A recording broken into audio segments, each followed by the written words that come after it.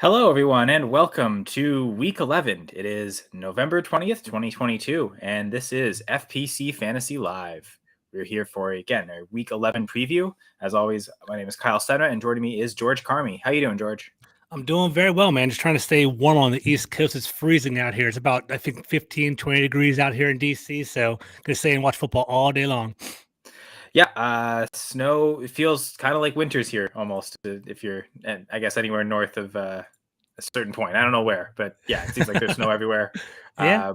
It's funny because south of me, there's much more snow than there is here. So, up in Canada, Mm-hmm. Ontario specifically, I know part of southern Ontario, Buffalo area is getting completely blasted with Crushed. snow, or has been. And obviously the Bills game forced to move. They'll be in Mm-hmm. Detroit, which I thought was weird because, like, isn't that still in the same kind of snow belt area? But I guess there's not as much snow in Detroit, so good for them, I guess. But I yeah, suppose. Yeah, they have a dome as well. yeah, that's true too. But also, I think part of it is also like the execution travel and getting people to games and stuff and clearing Mm-hmm. roads. So Mm-hmm. really complicated issue. Seems like the NFL able to make it work well, and all our fantasy players are intact, and nothing. There should be no problem. Yeah, And it Josh should be Allen. good. I need him today.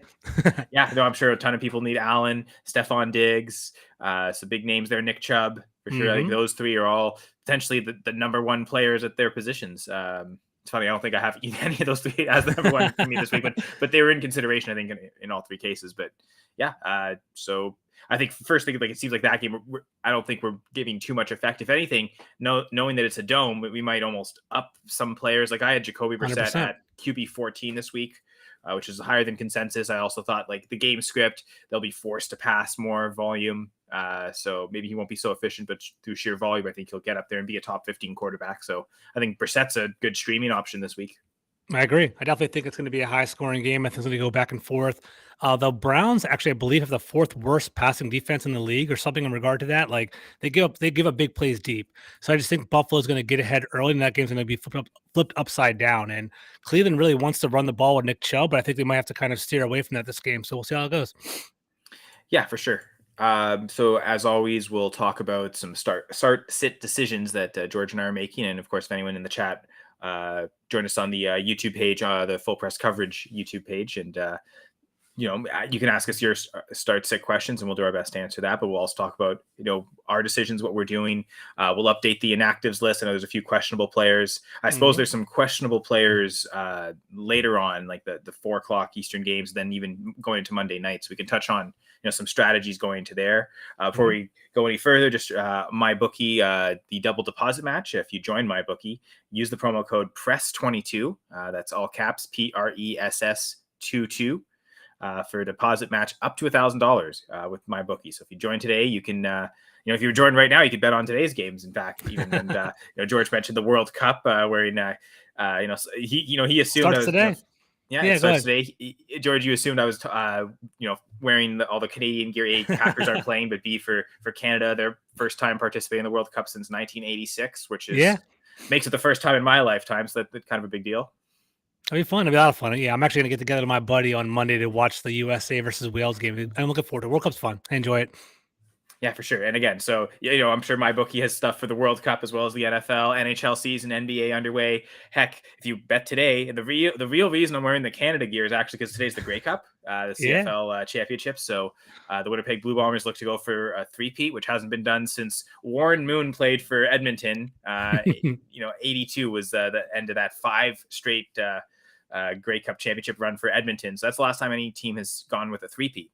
So be pretty historic if Winnipeg managed to do it. Toronto looking to knock them off and get back. They've won I guess 2 in the last decade, but this will be with a different quarterback. So we'll try to see if Macbeth, as he's referred to, McLeod Bethel Thompson, if he can kill the Blue Bombers dynasty, sort of like how Macbeth did in the story. But yeah, I gotta check that game out. It sounds like a lot of fun, actually. I don't think we have it on local TV. Obviously, or maybe online. I can probably find the game and watch a little segment of it. It'd be fun.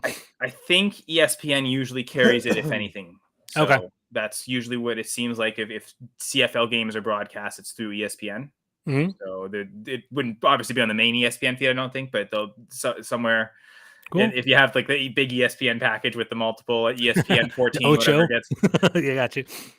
So I'll definitely watch that today. I believe it's kicks off just after 6 p.m. Eastern. So it'll be kind of it's in a if they're going to put it on a Sunday, they put it in the spot where there's maybe the gap where there's no football, right? But the Sunday late afternoon games end, but it's Sunday night football hasn't started. Gotcha. Little window right there. Football fixed right there. That's probably going to be some good action. I know I'm going to maybe have my primary focus throughout that time, and forget Sunday night football. Chiefs Chargers. I mean, who needs to watch that? I'll catch the end.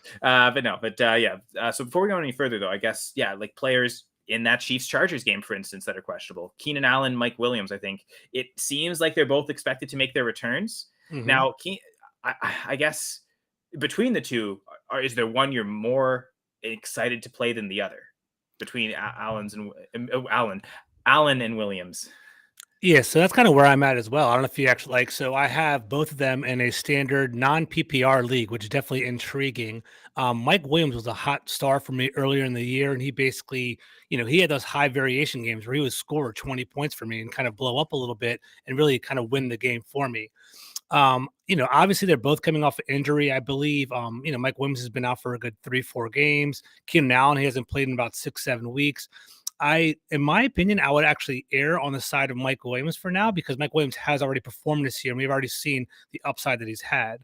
Keenan Allen has been out for so long, and on the season, I believe he only has like 5 catches for 77 yards. I think it's kind of a big ask of him to basically have him walk onto the game, field after 2 months, come out there and start dominating instantly. Going into most leagues, so I have been in my Yahoo league. Mike Williams is projected for 8.44 points, while Keenan Allen is 7.99. The ceiling of Mike Williams has hit 17.3. Keenan Allen's only got up to 6.6, but that's over a smaller sample size due to Keenan Allen's earlier injury. It is an appealing matchup. They're playing the 28th ranked defense in regard to pass defense. So there is upside to basically a high scoring game there. And the game total is 52 points. That Kansas City, that Chargers game is going to be a lot of fun to watch tonight. So I'm looking forward to seeing that go.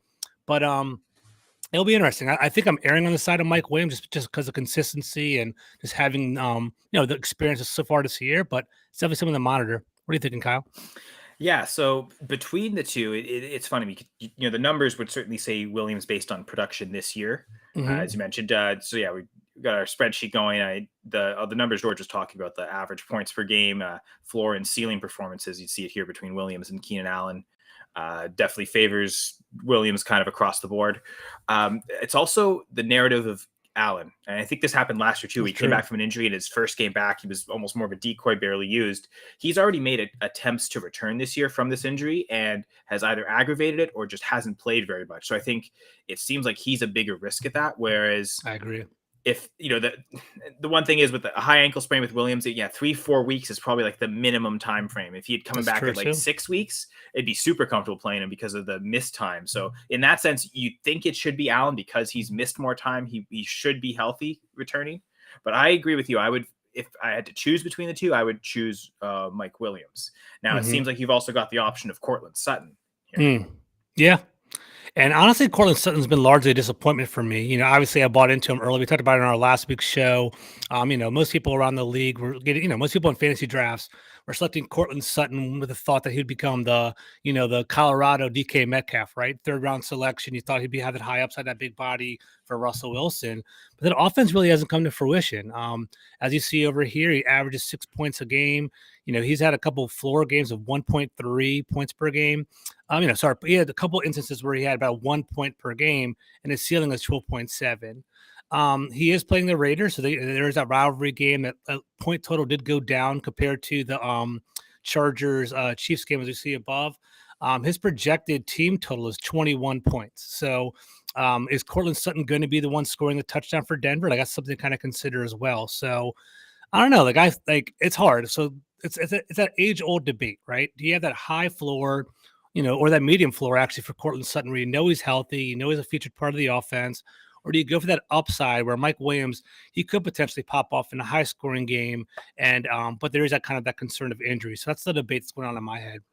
And I see kind of how so you've got this again. It's a non-PPR league. You've also got Pacheco, Robinson, Henderson. Now, so who are you starting already? Are you already starting 2 other receivers, or is this like wide receiver debate for your wide receiver 2? That's my wide receiver 2, but let me just double check just to be sure. But I'm pretty sure. Give me 1 second here. Let me pull it up. Because so the couple things I'm thinking, and I guess the one thing I did want to touch on why we're talking about this right away is we think Mike Williams and Keenan Allen are coming back, but it's like there is a chance they both are still held out. That something happens in warmups. So That's true. I'm still not playing them unless I have someone else going later. And let me give you a little context while you're kind of processing. So to give you context, so my wide receiver 1 is Devontae Adams. I have him locked in. So we're looking at wide receiver 2. So it's Mike Williams, Courtland Sutton. I had Christian Watson. I put him in as a flex, and he actually did pretty well for me there. So that kind of worked out for me. So yeah, but that's because I think that's where I'm pinned now. Do you have another flex spot?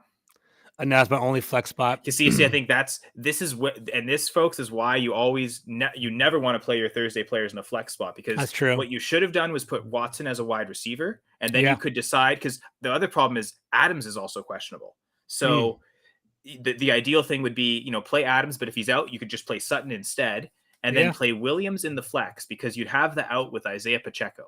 But I think because you've cornered yourself, I would play it safe and probably go Sutton, just in case either Williams or Allen is out. Now you have the one reason is you risk it is you have the 2 chances. And I also wonder, is there a chance that DeAndre Carter is available? Because I know that's the one thing in leagues where I've got Williams or Allen. I've also usually got DeAndre Carter, and I've got DeAndre Carter kind of in a ton of leagues. And we talk about like some of the decisions I have on him anyway. But if he was available, I'd be okay then playing Williams. And that way, if he's out, then you can play Carter, not take the 0. So that's true. Let me take a look. And DeAndre Carter is available, actually. So he'd be the natural one. I suppose you could look is like, I doubt Kadarius Toney's available, but if he was there, he'd be. I'd almost pick him up just to play him anyway over Mike Williams. 100%. He had a great game last week. But that's my question to you, though. Would you? So in order to pick up DeAndre Carter and have to drop somebody, would you drop James Robinson or Darrell Henderson? Are those 2 options? Or Damian Harris? Honestly, any of the 3 of them, really. If it gives you the chance at being able to play Williams and not take the 0, I'd cover myself there. I don't know that. So who are your other running backs? I guess because you've got a few depth options here, but who else? So my running backs are I have Dante Foreman. Unfortunately, I lost Javonte Williams to the injury earlier in the year, so I'm kind of messed up. So I have Foreman, Pacheco is my starting 2 running backs right now, which is kind of weak. I have Jeff Wilson on the bench, and then I have the Darrell Henderson, James Robinson combination, and Harris. I almost like Jeff Wilson and I have Robinson and Henderson and Harris on the bench. Yeah, but who's your other starter? Sorry, I forgot. Oh, Foreman from the Panthers and Pacheco. I kind of like the Wilson-Foreman combo the rest of the season, to be honest. Like they'll both be probably top 24 running backs the rest of the way. So that's something where you can you got the high upside option with Adams. Hope he kind of smashes every week. And if Williams gets back to that too, like that's a good duo that you can kind of anchor yourself there. But yeah, if those 2 are good, maybe the back end depth isn't as important. So yeah, I think Robinson, Henderson, Harris, probably one of them is expendable if it means getting that insurance, I think, to be able to play Mike Williams. Probably Harris would be the one you'd get rid of, you think? Or what do you – Harris or Robinson? I mean, all 3 of them aren't. Honestly, I almost say Henderson just to get out of that offense, because that's the offense I maybe want the least part of. I agree. Because you almost look at, like, say, Henderson to Robinson's numbers – it kind of almost favors. I mean, and a lot of this is weekly, but even just like the production numbers seem like Robinson's having the better season over Henderson.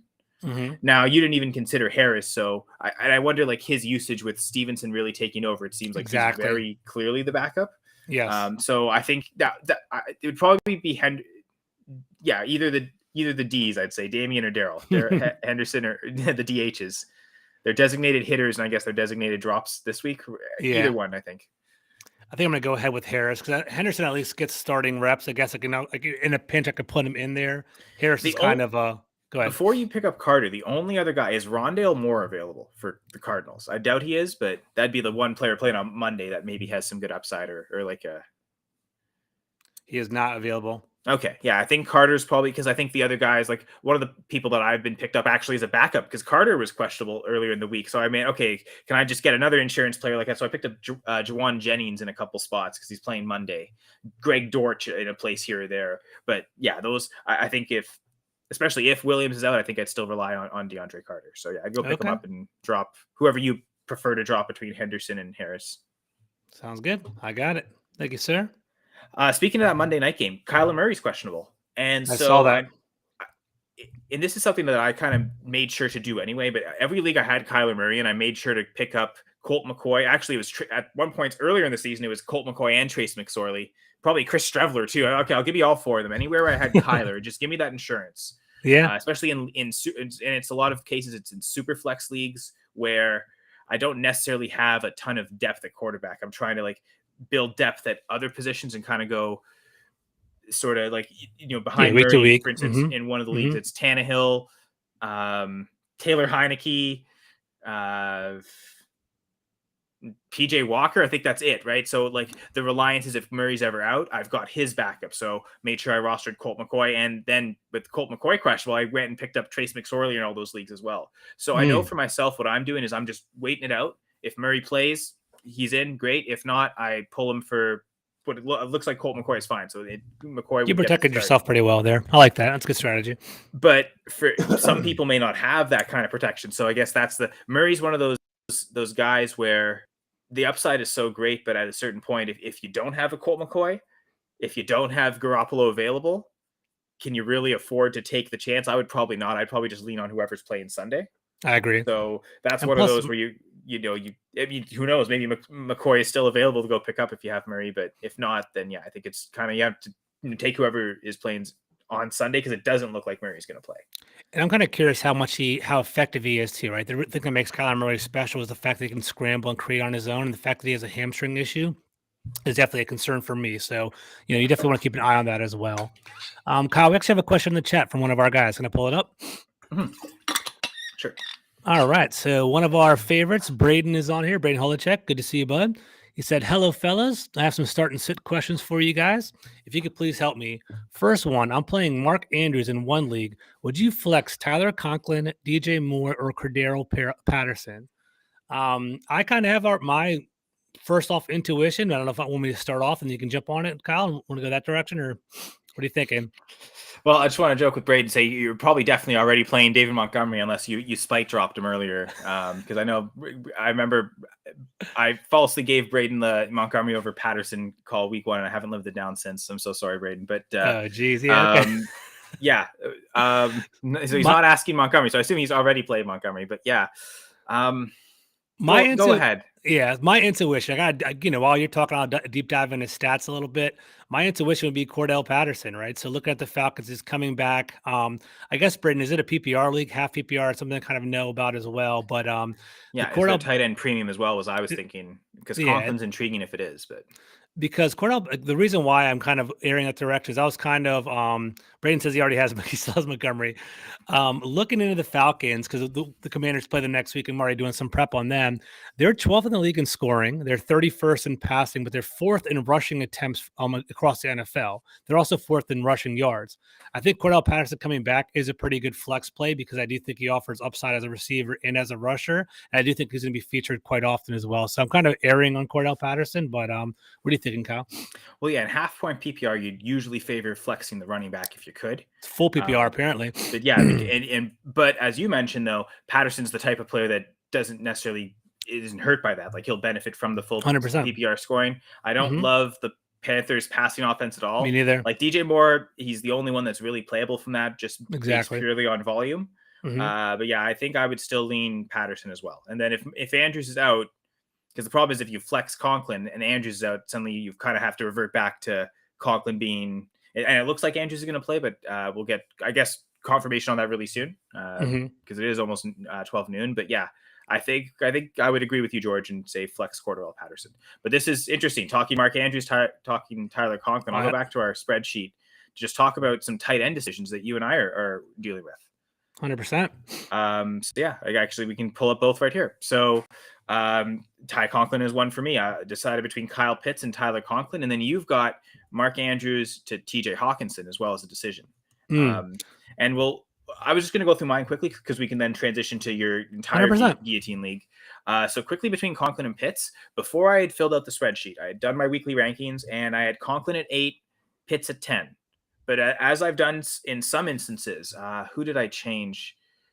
I noticed how much different Montgomery and Williams, for instance, were in my rankings and how close of a decision it is here. So I kind of moved them. Sometimes I'll do that where if something is in my spreadsheet is different than where my original rankings are, I'll change it. So I kind of went into this open-minded. Okay, if I've got Conklin ahead of Pitts, but am I really going to play Conklin over Pitts? And then looking at this, it's super close.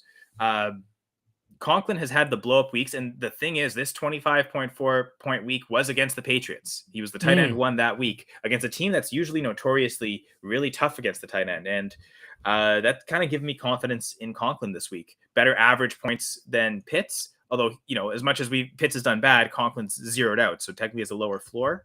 The biggest differences are, like in terms of favoring Pitts, are like the matchup, everything involving the game itself in terms of like the score of like how often they think Atlanta is going to score relative to the Jets.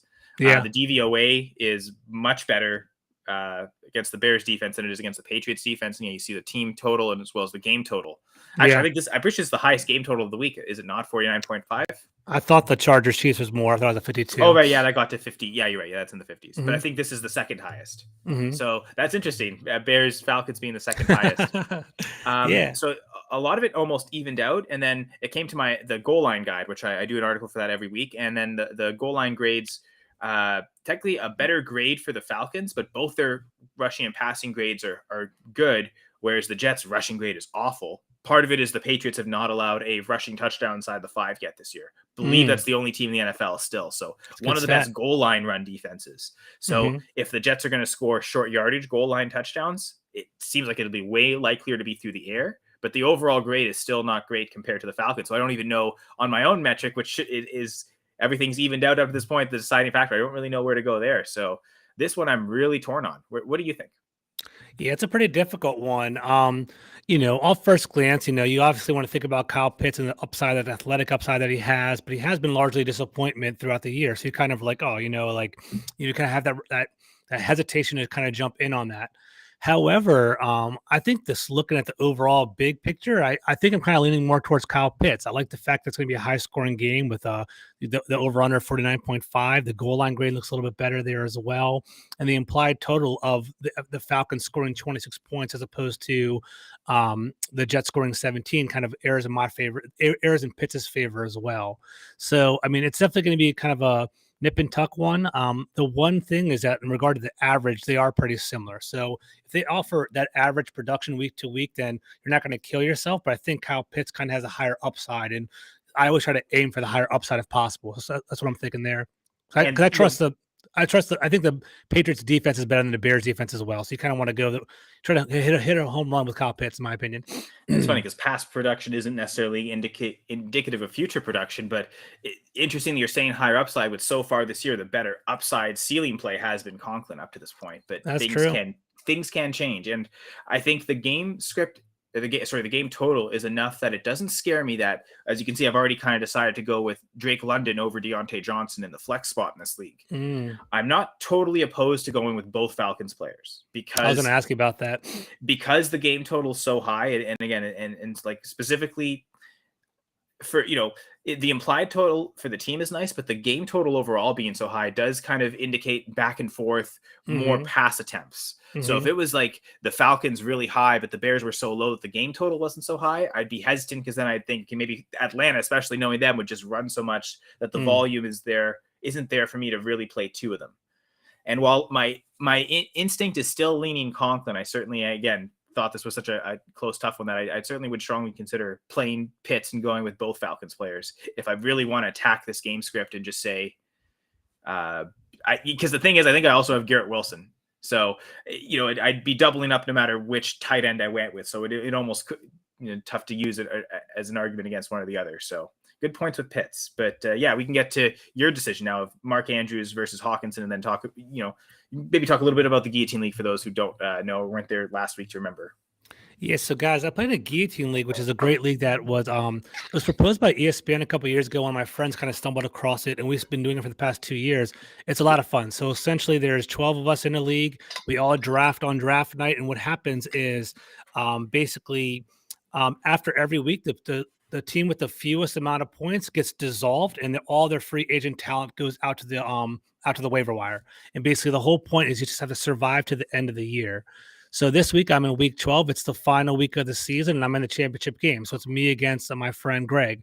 And essentially, we have all-star teams. We have an all-star team of basically my team versus his. Who's done a better job of collecting the waiver wire, me or him? And honestly, it's been me.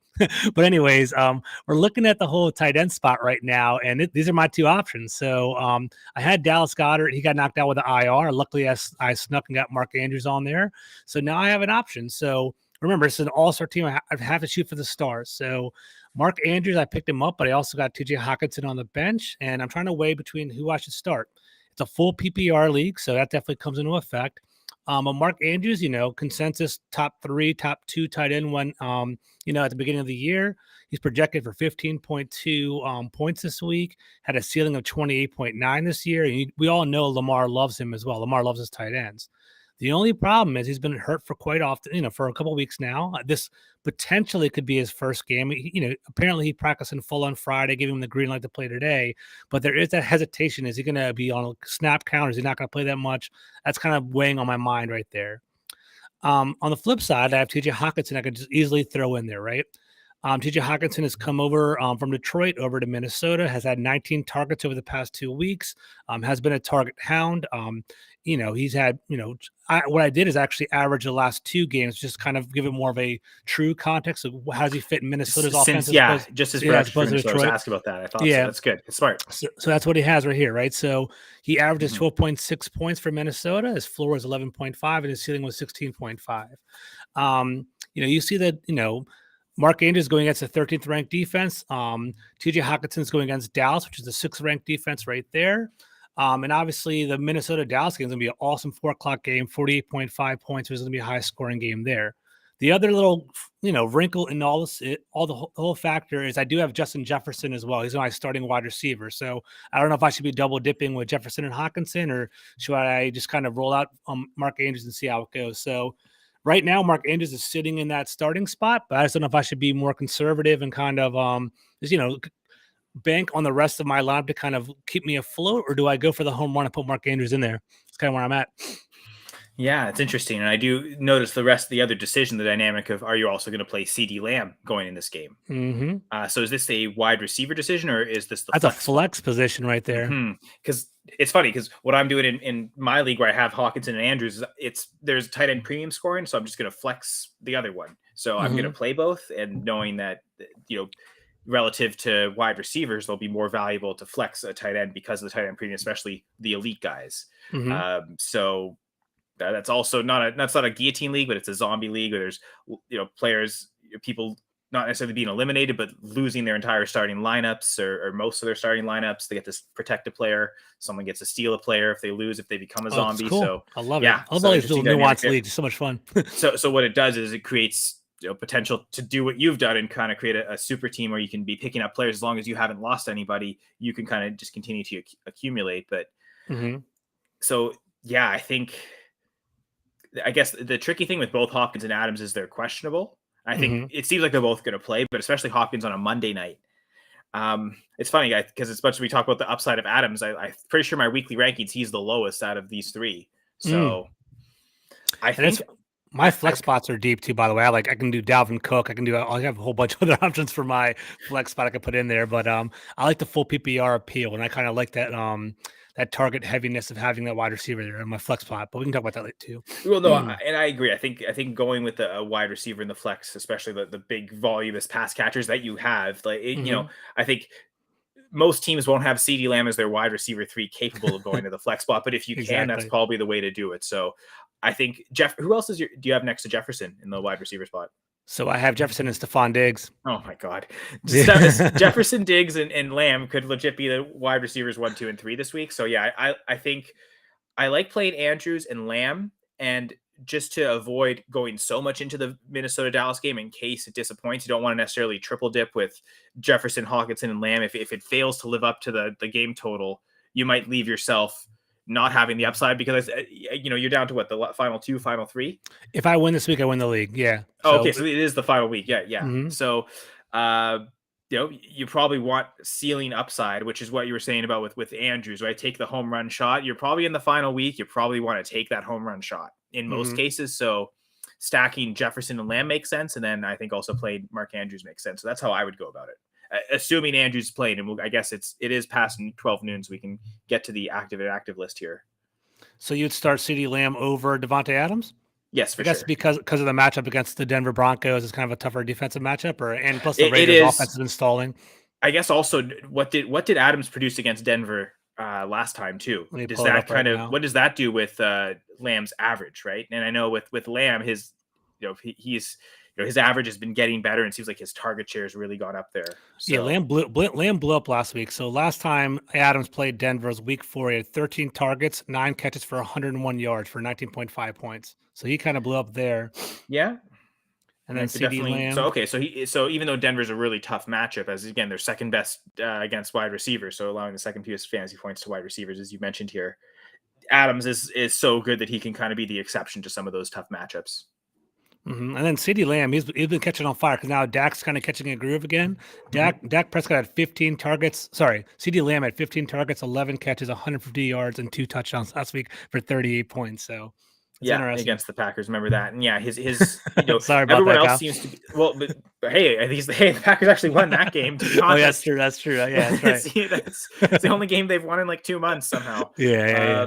It actually reminded me of a game a couple years ago where Amari Cooper went off for like a career high, like 220 receiving yards, and the Packers still won because Aaron Jones scored like 4 touchdowns. So it gave me a bit of that feel. But yeah, I think Lamb is that dude. I agree. I kind of looking at it right here too. The 30th ranked defense versus the 2nd ranked defense. It's kind of that's the way to go right there, right? I think it's the 3rd highest total of the week, 48.5. Yeah. So knowing you get 2 options at that, and it's the 2 top receivers on that, I'd like that better than say going with the tight end of Hawkinson.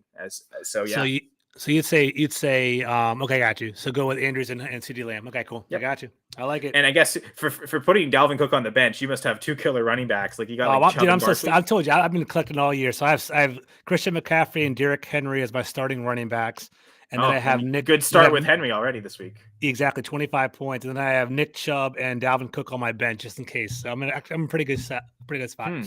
Yeah, I could see being. I could see a dynamic where if you wanted to play Hopkins and to play it safe, bench McCaffrey and play Nick Chubb. Like I could also see just play those 3 running backs because I think I'd probably play McCaffrey over Hopkins. And just knowing the protection of Hopkins, I really like Nick Chubb. It's so strange to bench him, but again, being full point PPR, Christian McCaffrey's going to stack it up. That's the only trick right there. Yeah, you're probably right to bench Nick Chubb. I never thought I'd say that in my life. It's crazy, right? But yeah, we actually got another one from Braden. I don't know if you want to pull it up. Yeah. I could pull this up right here. Cool. So, running back, do you go Jamal Williams or Isaiah Pacheco? And this is a different league, right? Where you can't just play Cordarrelle Patterson over both. I'm assuming, but assuming that's not the case, I think I still go Jamal Williams. Me too. Because even if I know Pacheco got most of the carries last week, but it still seems like he's not getting the targets, and if Mahomes just throws all the touchdowns, he doesn't have much touchdown upside. Okay, so it is a different league. I know Williams was, I guess, questionable with an illness, but he'll play. Even when Swift has been healthy and active, Williams has gotten all those goal line carries and that has that touchdown upside behind him. So yeah, I say go Jamal Williams. I double down on that. So I think Jamal Williams, actually I have him in a couple of leagues, a couple of investments on him. I like him. He basically is an early down back for the Lions. He's definitely the goal line back as well. Looking at his carries per game, last 4 games, 15 carries, 10, 24, 16. He scored 3 touchdowns over those 4-game period. Like Jamal Williams is pretty solid floor. Over the past 4 games, 7.3 has been his floor, had 22.6, has had double-digit points in almost all the games this year. So 7 out of 10 games, Jamal Williams has had a floor of double-digit points. I would definitely go Jamal Williams. I like him a lot. Well, and that, I guess, leads to our final start-sit decision that I really wanted to talk about here. So Scott Fishbowl playoffs are starting this week. And I'm also deciding between, this will be, I guess my 3rd wide receiver, but also my flex spot up for debate. And in the I've got Nick Chubb and Austin Eckler in the first 2 running back spots. So I have the privilege of being able to decide between one of Jamal Williams or David Montgomery. I'd like to play both. And while my instincts initially said Williams, and I had him ranked significantly, I think it was my initial rankings on them were Williams at RB 15 and Montgomery at 21. But then kind of going through this and how much closer to the point where I almost think I'm going to play Montgomery. I've narrowed it down to, I think they're one spot difference in my rankings. I think I've got them 16, 17. I kind of revised my rankings there. Maybe I was a little too low on Montgomery. I did raise him. Sorry to interrupt you. So talk to me, right? So I don't really have much investment in David Montgomery. How has he been effective with this whole Justin Field rushing offense? Is it uptick in usage, or is more of like a downtick? Well, I think the bigger factor here is the lack of Khalil Herbert. I think that's been someone who's been really eating in and making it a true 50-50 committee. It seems like for the early part of the season, they favored Montgomery as the third down back, better in pass protection, more receptions. But then there was games where he just didn't catch passes at all. And actually Herbert even caught a pass or two. So it seemed like that usage was almost starting to diminish as well. But now that Montgomery's biggest competition is 7th round rookie Treston Ebner, I could see Montgomery taking over much more of the workload. Now it seemed like Edner, like almost like a bit bigger Tariq Cohen, and they're almost trying to get that. And so that might take Montgomery off the field on passing down roles, but maybe gives him the goal line opportunities. And the goal line grade for the Bears this week is better than the Lions. It's also better than their passing grade. So it does seem more likely that if they're going to score touchdowns, it would come through on the ground. Whereas with the Lions against the Giants, it actually seems like the touchdown likelihood comes through the air. I agree. I was actually looking at that. ESPN has the Giants rushing defense number 4 overall against fantasy running back. So it's definitely interesting. So while the production, you went through it all, and we can see here like a better average, better floor, ceiling, and better offensive line as well. All that favors Williams. The matchup itself against the Falcons and the game situation all favors Montgomery. Better DVOA matchup, although it's not that much different. So this DVOA can almost be negated. The Giants are against the runner actually just below. But where I think the real magic for them is near the goal line. The Lions do have again 53.25 is below average. This is actually funny. I wrote this in the article this week. This is the first time the rushing average was higher than the passing average on a given week.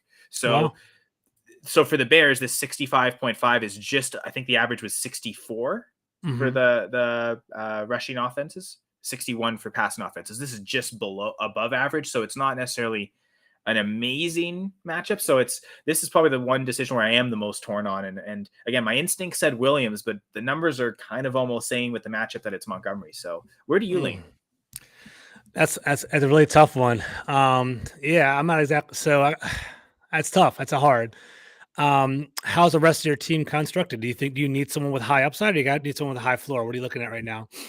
Well, again, knowing how the Scott Fishbowl playoffs will work. So it's whatever percentage of the league made it into the playoffs. And then from here on out, it's our week, or like our scored for the week, but then also our average up to that point. And it's those two combined. So I would say for these first 3 weeks of the playoffs, the bottom 10% of the field is eliminated. So, and I did fairly well. I was the second highest points in my division. So I don't know how necessarily stacks up total in the league, but I'd imagine where I'm looking more for floor these first 3 weeks of the playoffs, then the final 3 weeks is where I will need to like really chase the ceiling. So for instance, there are kickers in Scott Fishbowl, and like the 2 kickers I'm playing. So I could technically just, I'm flexing a kicker. I could technically play both Montgomery and Williams and just play one kicker, but it's Tyler Bass and Brett Maher, and they're averaging like 11 points a game. Like they're averaging more than Montgomery's averaging. So it does kind of averaging more than almost every receiver I have on my team.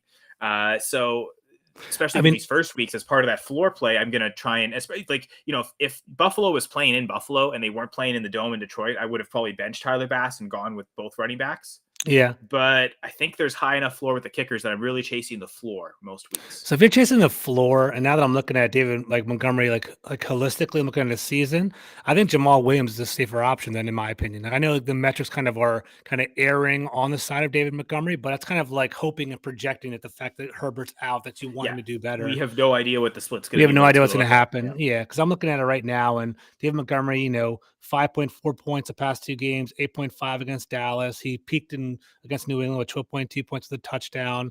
Jamal Williams has been a double-digit producer for weeks on weeks, almost all year long. And Jamal Williams has definitely he has the ability to pop for that 2 touchdown game as well in the goal line. Like, I think I think the Bears are kind of leaning more towards like RPO offense. So I think when the Bears get down to the goal line, it might be Justin Fields running it in instead of David Montgomery as well. So it might kind of eat into his touchdown. So I would lean more toward Jamal Williams, in my opinion. Okay, interesting. Yeah, like that's what my initial gut told me, but then going through these numbers, it almost did seem like was I wrong? But maybe we'll trust the gut there and still play Williams. Still have about just over an hour to decide. But yeah, the other decision was also Terrace Marshall, DeAndre Carter. Even with the potential of Allen and Williams coming back, like I don't really want to play the Panthers. Like as you can see here, like it's the only spot, and it's not even like technically Carter is still favored. Is the defensive rankings? The Ravens have given up I guess this makes it the 5th most fantasy points to wide receivers, but the Chiefs have given up the 4th most. So it doesn't even.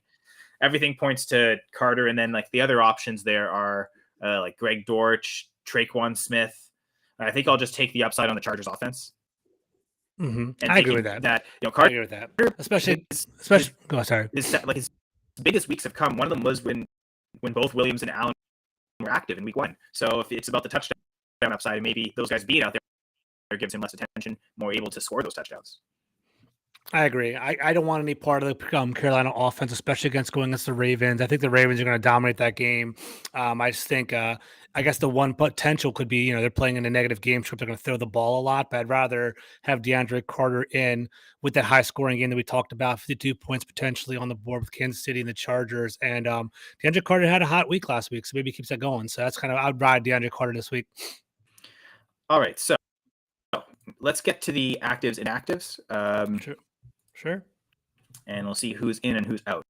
So starting with the Bears and Falcons, funny enough, N'Keal Harry's out. And I think that was kind of rumored. I guess he missed last week. So, I guess there was maybe talking Micah back, but no Harry, no Herbert.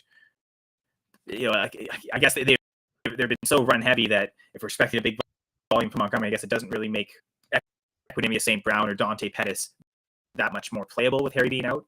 There would have been tough plays anyway. They have Chase Claypool as well now, over at the Bears. But I think the Bears are going to start leaning really heavy into Justin Fields just being a rusher now. I don't really like, if anything, might be a couple maybe tight end looks, maybe a couple of big shots here or there. But the Bears offense is something I'm kind of monitoring and watching over the next couple of weeks. I don't really know where it's going to go. I think they're kind of evolving as time goes on too. Yeah. So I think Darnell Mooney is the one you want to play, but Harry being out doesn't necessarily affect that. I agree. Falcons, nothing major. So both Anthony Ferkser and Felipe Franks are out at tight end. I'm trying to think of who their backup tight ends are behind Pitts. It doesn't really matter. Pitts is still probably the only one you'd consider playing. I agree. Brian Edwards is out as well for Atlanta. For Carolina, so PJ Walker's out, so Baker Mayfield will get the start. Rashad Higgins is also out, but man, why did they even acquire him? It's especially now that Baker's back. I figured this would be the time to make Rashad Higgins active, but apparently not. Yeah, that makes sense. I never got that acquisition at all. Figured that was a good Baker guy, right? Baker favorite target, but not you with Baker. I guess a question for you. Do you think that I don't think it should affect our decision, but do you think Terrace Marshall's production will go up with Baker Mayfield, or do you think he's going to maybe regress because PJ Walker's not in there anymore? I don't know. I think I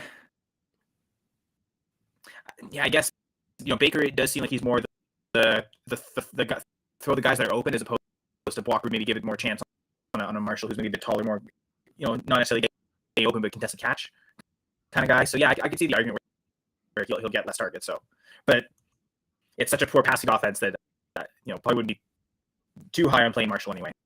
So as this case in Scottish floor, I'm not playing him. Okay, so this is interesting. Gus Edwards is inactive. So I saw that. There was talk of him maybe coming back, and I think this makes Kenyan Drake playable. I think I've got him in a few spots, and I already kind of had him in starting. So now it's just okay, we'll leave him in. Let's ride with Kenyan Drake. I agree. So Kenyan.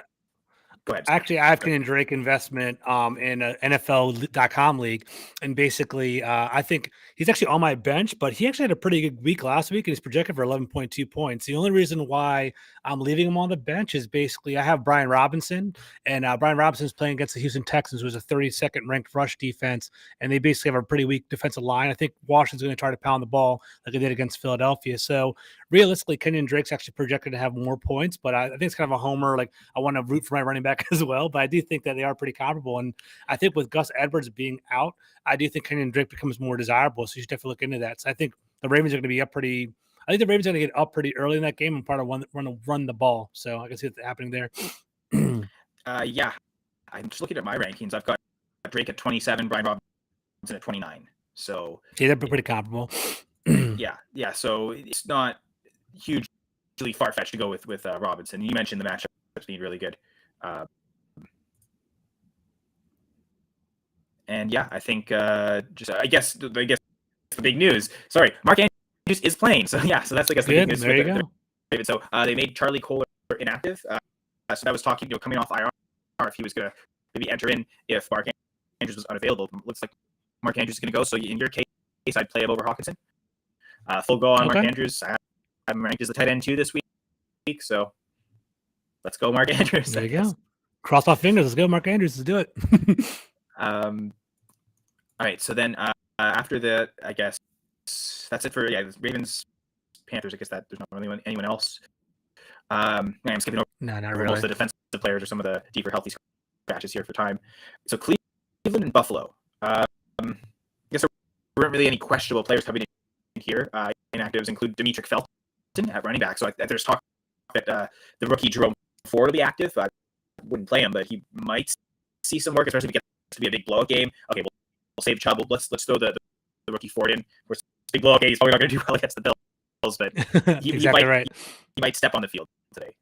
It's more of there you go. Yeah, and I'm looking at the hold and deep stash for dynasty leagues. Yeah, I remember you mentioned him last week. I have an eye on him for sure.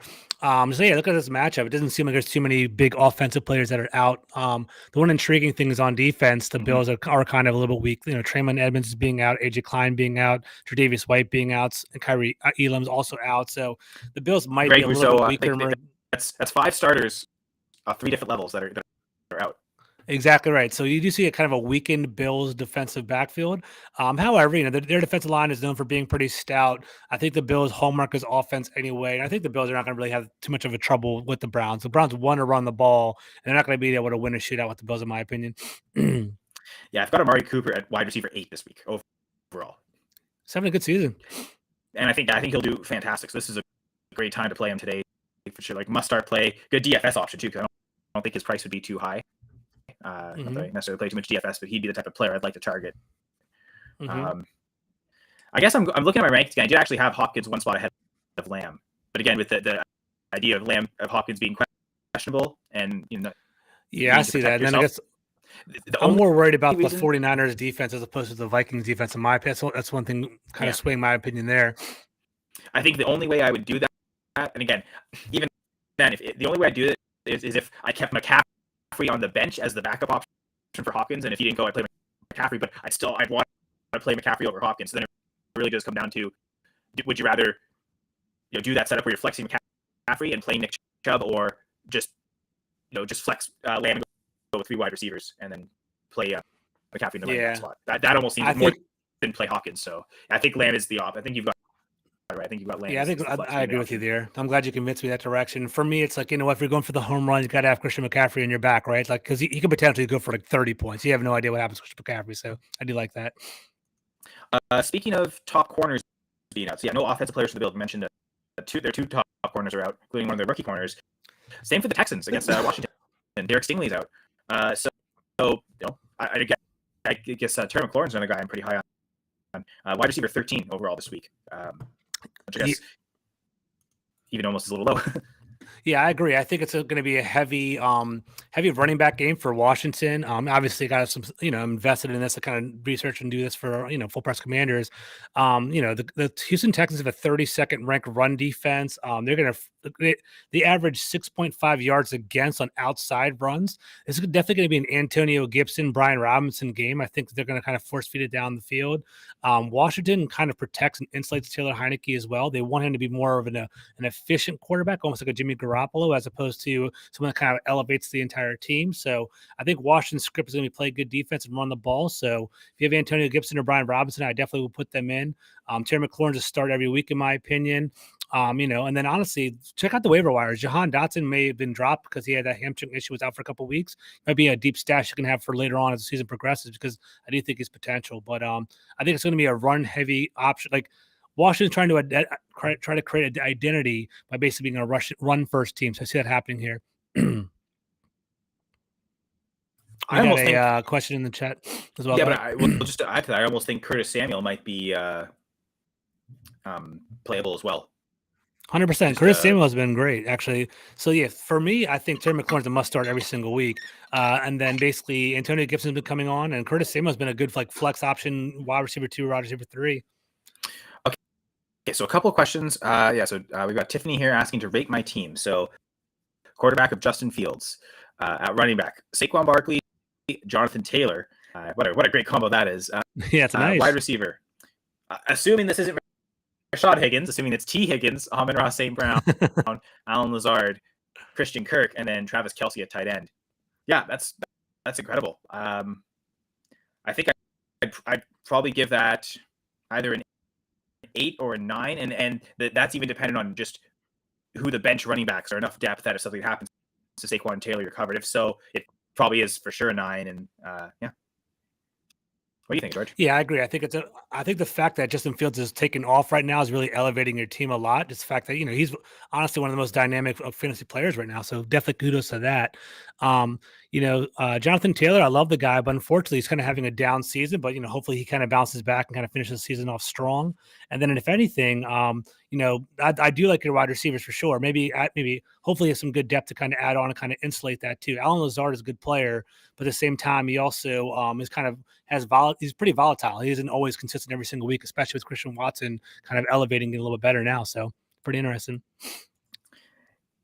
Yeah. And then, just to add information, bench running backs are Antonio Gibson, Miles Sanders, Jamal Williams. Yeah, that actually probably is close to a 10. That's good depth. 100%. Yeah, great running backs. Fantastic. I like it, Tiffany. Got very lucky on waivers. Well, that's putting the work in. So, you got to be good to be lucky, I guess, and lucky to be good. I like it. Also have Joel. Joel's always joining us every week, so appreciate that. And question here: Joel, who does he start? Darius Slayton or Allen Robinson?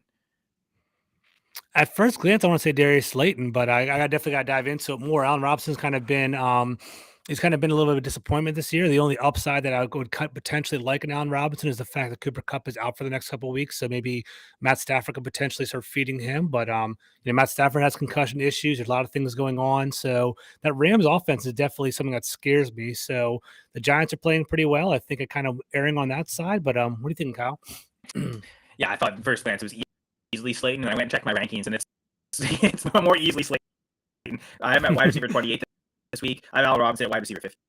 The truth is, I'm not sure Kupp being out's good for this offense overall. Are they going to have such a hard time moving the ball that any extra volume Robinson gets is mitigated by the fact that it'll be so inefficient, so low touchdown upside?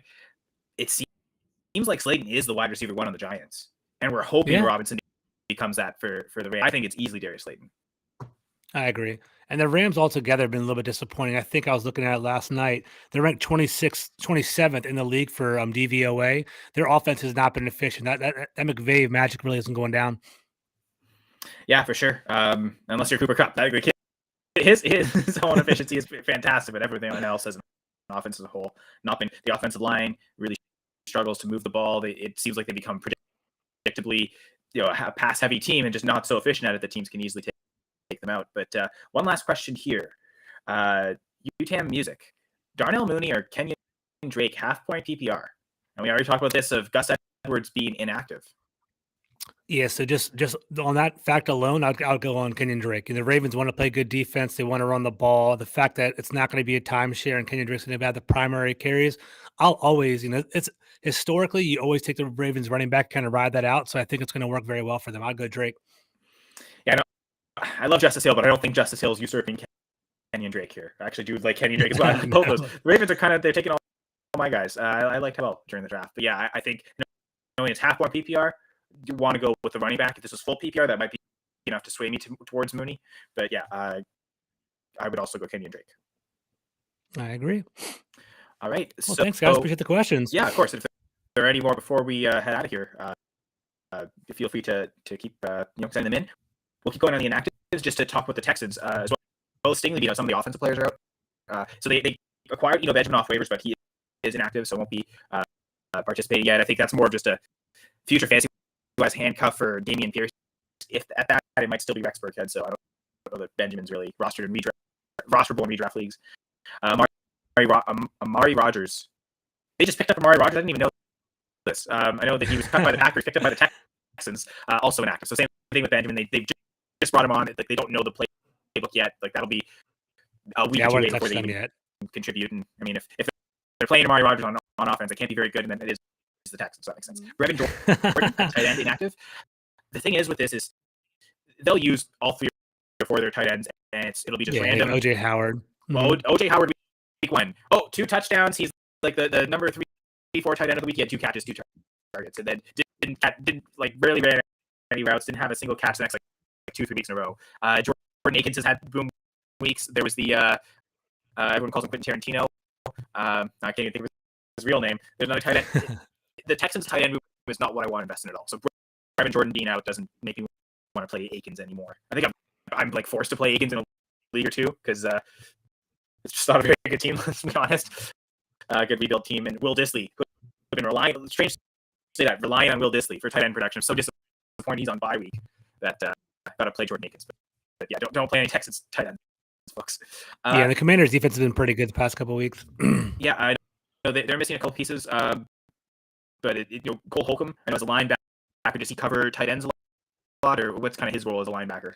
He's more of our downfield rushing linebacker. He can cover, but he's out this week. But we actually have some depth. Washington play more of like a 3 safety look. So they kind of been using that as kind of deploying and covering tight ends and stuff. So I wouldn't necessarily worry that. We have John Bostic as well. If you guys know who that is, he's kind of a journeyman Steeler. He's been Steelers linebackers on our defense as well. And we're kind of protecting the linebacker position, but it's a loss, but not a significant loss in my opinion. I think Pierce, it's pure volume. He gets a ton of carries, gets a ton of targets as well. Like he's a must start every week anyway. It's unbelievable that Pierce is 7th in the league in the NFL in rushing. I didn't know if you knew that at all. It's pretty crazy. He's a couple yards behind Aaron Jones. Pretty wild. Aaron Jones is 6th in the league in rushing. That's the shocking one for me. Wow. So Aaron Jones is number 6, and then it goes Pierce, and it goes Justin Fields. I didn't realize that Justin Fields had so many yards already. It's pretty crazy. That's not so shocking. I thought he'd be leading quarterbacks by now in rushing, so that makes sense that he'd be a top 5. I figured there's usually a quarterback that's usually that high, whoever it is. We usually type to be Lamar Jackson. Or Jalen Hurts. And speaking of the Eagles, nothing really major in terms of their inactives. Trey Sermon's still inactive. I know they picked up earlier in the season, but it seems like he has not made any headway. He's still very clearly the 4th running back. They'll always go to Sanders, Gainwell, and Boston Scott, and all 3 get play. So all Sermon would have to do is be active on that offense to maybe get work, but he just can't get active. So probably not even worth rostering Dynasty, to be honest. I don't have any shares of him. I did not like that Landing spot. The 49ers did not like that first round rookie hype that year. And just haven't wanted to invest in him since. The Colts. Jelani Woods is inactive, and so that kind of, I think, and the thing is, Mo Alley Cox has caught, I think, like 2 passes in the last 5 weeks. So to me, Jelani Woods being active really opens up Kylan Granson. Now, I don't necessarily want to play him unless it's a start 2 tight end league or such a heavy tight end premium and you're forced to flex tight ends. But, in start 2 tight ends, I think he's inside my top 24. So in theory, he should be a starter in those types of leagues. So if you're deep tight end leagues, Kylan Granson, I think, is worthy of starting. We got 2 more questions in the chat. Sure. Yeah, we'll head back to that. Sure. Okay, yeah. David Njoku or Dulcich as a starting tight end. Let me get to the Browns real quick. Oh wait, we already did. Yeah, so Njoku's active. I guess I missed that. Yeah, Njoku is active this week. I'm going to defer to you. I don't really have too much stock in either one of these people, so I'm not really 100% sure. Yeah, I would say Dulcich, but Njoku was doing great before his injury. I'm concerned about what his shape he's in coming back from the injury, and especially with no Jerry Jeudy, I think I'd stick with Greg Dulcich. We know he's the healthy. That's what I was thinking. We assume Njoku's healthy, but Dulcich has been great as a tight end. Honestly, he's what everyone wishes Kyle Pitts would be. Honestly, that's true. I've got Dulcich at tight end 6 this week, to 6 or 7. So to me, he's he's above the streamer range. And I think Njoku's also above that. But again, until I see him come back healthy and not get a re-aggravation, I'm hesitant to play him. So I would consider Njoku just in that streamer tier until then. So I think it's pretty easily Dulcich. And I noticed Brian's mentioning they're hesitant with Njoku, and so I definitely feel that hesitation as well personally. And even if Njoku was fully healthy, as much as matchup against the Bills, Dulcich has just been getting tons of targets for a rookie who missed half the season. Like the tight ends really shouldn't be doing that. So yeah, I say ride the wave with Dulcich, even once Njoku's back healthy. Until Dulcich shows that he's fallen off and hits the rookie wall, I just roll with him. Mm-hmm. All right, and then Brady. Do you guys agree? I start Saquon and Taylor and keep Gibson, Sanders, Williams on the bench. So this is from an earlier question. Yes, I think. Saquon Barkley and Jonathan Taylor to me are both top 8 running backs this week. Yeah, I agree. Saquon Barkley start every single week. He's having an outstanding year. He's going to be a Pro Bowl player. He's my RB1 this week. Barkley every single week. My rankings. So yeah, never bench Barkley. And Taylor, I mean, Taylor was that number 1 overall pick going into the fantasy league. He's kind of been up and down this year, but the Eagles are susceptible to the run. And if they kind of follow Washington's blueprint from last week and it's kind of run down the interior of the defensive line of the Eagles, I think they do have potential to kind of find a winning formula there. Gibson's going to be interesting, but he's in a timeshare with Brian Robinson, so that's definitely kind of eats into his snap counts, eats into his overall upside. And Jamal Williams, I like him, but I don't like him more than Taylor this week. So I'll go Taylor and Saquon. Yeah, no, I think with the one thing with Taylor is no Nyheim Hines. He's the clear, distinct pass catching back. So he also now has more target upside than he really has ever had in his career. So as much as poor start to the season, I think Taylor could have a really strong finish. And yeah, he and Barkley are in the must-start territory every week. As much as Sanders has had some really good performances, but a little hesitant against the Colts. I know one of the active players for the Colts is that we just next game is Franklin, the starting inside linebacker, who's kind of replacing. And of course, hit the subscribe button. We should really be pro there. Of course. But yeah, thank you, Brady. But yes, with Franklin being back in. First off, I know there's some IDP leagues where I have Franklin starting and he was questionable, so I was kind of looking out for that. I had some options available, but Franklin starting, I'm going to play him, especially this matchup against the Eagles. They love to run so much, so you love linebackers accumulating tackles. But that also means it's a good run defense. So yeah, I would definitely start Taylor over Sanders, and like you said, Saquon Barkley. There's no reason you're ever pulling him from a lineup. He's probably the RB1 again. He's the RB1 of my rankings this week. I think he's the RB2 on the season behind only Eckler. Jets Patriots. Yeah, Eckler's been going off too. Yeah, Eckler's been fantastic. So Jets Patriots. I'm not really seeing any major. Joe Flacco is inactive, so it still seems like Mike White's the backup. Corey Davis still inactive. I know he was questionable coming today, but he's still out with his injury. So to me, I like that for Tyler Conklin. Back to the earlier conversation, is probably the very clear number 2 target in the offense behind Garrett Wilson. I agree. Patriots, Kevin Harris, the rookie, is inactive, but he's kind of been the 4th guy anyway behind, Damian Harris, but obviously Ramondre Stevenson as well as the other rookie, Pierre Strong. So nothing major there. Rams, Saints. I know for the Rams, Walford's out, but Stafford's back in. And then I know some of their offensive linemen, like Brian Allen, I think is their starting center. He's out as well. So back to why Henderson's not a great play this week. Although for the Saints, you see some of their inactives, Marcus Davenport, so one of their top linemen, Marshawn Lattimore, Pete Warner, Cameron Jordan. So Cameron Jordan and Marcus Davenport, that's 2 of their best defensive players, defensive linemen. And then, Marshawn Lattimore on the back end. Still not enough to make me want to play Robinson over Slayton, back to the earlier question. But yeah, Mark Ingram's still inactive, so does mean Kamara should have more touchdown upside. He won't likely get vultured if they get close. Last game is Lions Giants. Josh Reynolds is out, so Amon-Ra is I think a must start most weeks. Every week. Yeah, Khalif Raymond might get some play as the number 2 receiver. I think I've got him in a league or 2 going. But you've got to go really deep for that. But no, Reynolds means it probably should be more for Raymond. Probably should just be better for DeAndre Swift. more targets going in that direction. He and Williams are both active. For the Giants, David Sills out at wide receiver, but he's been so phased out of the offense I don't think anyone's going to be starting David Sills. Slayton again Slayton's the only Giants pass catcher I really want to start. Daniel Bellinger's out again at tight end. Maybe once he returns, he might be with that. If Wan'Dale Robinson eventually shows more, I'd play him in the future. But to me, Slayton and Barkley, and if you're playing Daniel Jones, I think those are the only 3 Giants players I want to play this week. I agree. All right, so we ran a little overtime, but thought it was a good conversation, George, and we was some good topics, answered some good questions. Hope we helped everyone out, and hope everyone had a blast. Yeah, it's fun. I love the whole back and forth, guys. Definitely, if you're listening, definitely jump in on the conversation. I love the questions. Keep it up. It's great. Thanks, guys. Yeah, absolutely. And so George can be found on Twitter at gcarmi21. I'm at Senra Says.